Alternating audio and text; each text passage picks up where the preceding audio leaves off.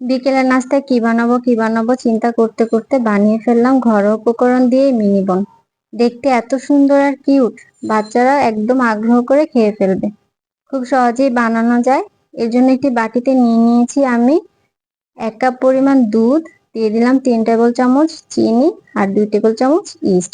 East না থাকলে আপনারা বেকিং পাউডারও দিতে পারবেন। দিয়ে দিলাম স্বাদ মতো লবণ। এবার এগুলো আমি ভালো করে মিশিয়ে নিব। এরপর এর মধ্যে দিয়ে দিলাম ময়দা। একটি ডো তৈরি করে নিব, এর জন্য যতটুকু ময়দা লাগে আমি তা দিয়ে নিচ্ছি। দেখুন এক একবার করে আমি ময়দা দিয়ে নিচ্ছি। ঘন ডো তৈরি করে নিব। এবার হাত দিয়ে ভালো মতো মেখে নিব। মেখে নিয়েছি, এবার এর মধ্যে তেল দিয়ে আবারও কতক্ষণ মাখিয়ে নিব। ভালো করে মাখিয়ে নেওয়ার পর এটা আমি রেখে দিব আধা ঘন্টার জন্য। শেষ মাখানো রেখে দিলাম। এবার আমি কিমা তৈরি করে নিব। কিমা একদম সহজেই ঘরোয়া উপকরণে আমি তৈরি করছি। দিয়ে দিলাম বাঁধাকপি কুচি, পেঁয়াজ কুচি, ক্যাপসিকাম কুচি আর কাঁচামরিচ কুচি। ক্যাপসিকাম না থাকলে না দিবেন। এবার আমি ভালো করে মিশিয়ে নিচ্ছি। রান্না করে নিব কতক্ষণ। এবার এর মধ্যে আমি দিয়ে দিব 2 টেবিল চামচ সয়া সস আর দিব সামান্য টমেটো সস। চাইলে চিলি সস দিতে পারেন, আমি দেইনি। এবার মিশিয়ে নিলাম। কতক্ষণ রান্না করার পর এর মধ্যে দিয়ে দিলাম আধা চামচ মরিচের গুঁড়া, আধা চামচ ধনিয়া গুঁড়া। আবারও ভালো করে মিশিয়ে নিয়েছি। 1 মিনিটের মতো রান্না করেছি, হয়ে গেছে সিদ্ধ। একদমই সময় লাগে না। এবার ময়দা আমি দেখছি, দেখুন ঢাকনা তুলে নিলাম, কতটা ফুলে উঠেছে।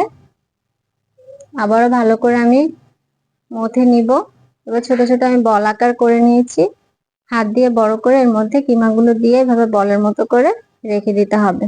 বেলার কোনো ঝামেলা নেই, এর জন্য ঝটপটি হয়ে যাবে। দেখুন হাত দিয়ে লম্বা করে ভিতরে আমি কিমাগুলো দিয়ে বলের মতো করে বানিয়ে নিচ্ছি। এভাবে সবগুলো বানিয়ে নিব।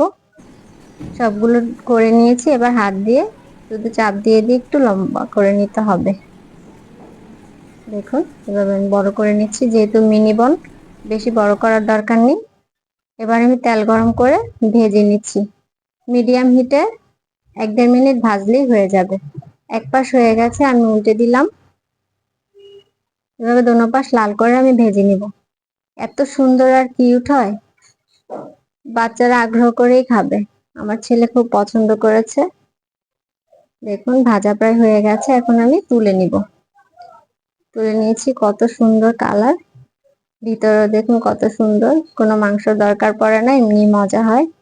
রেসিপি ভালো লাগলে সবাই আমার পেজটিতে লাইক, কমেন্ট আর শেয়ার করে দিবেন। সবাইকে ধন্যবাদ।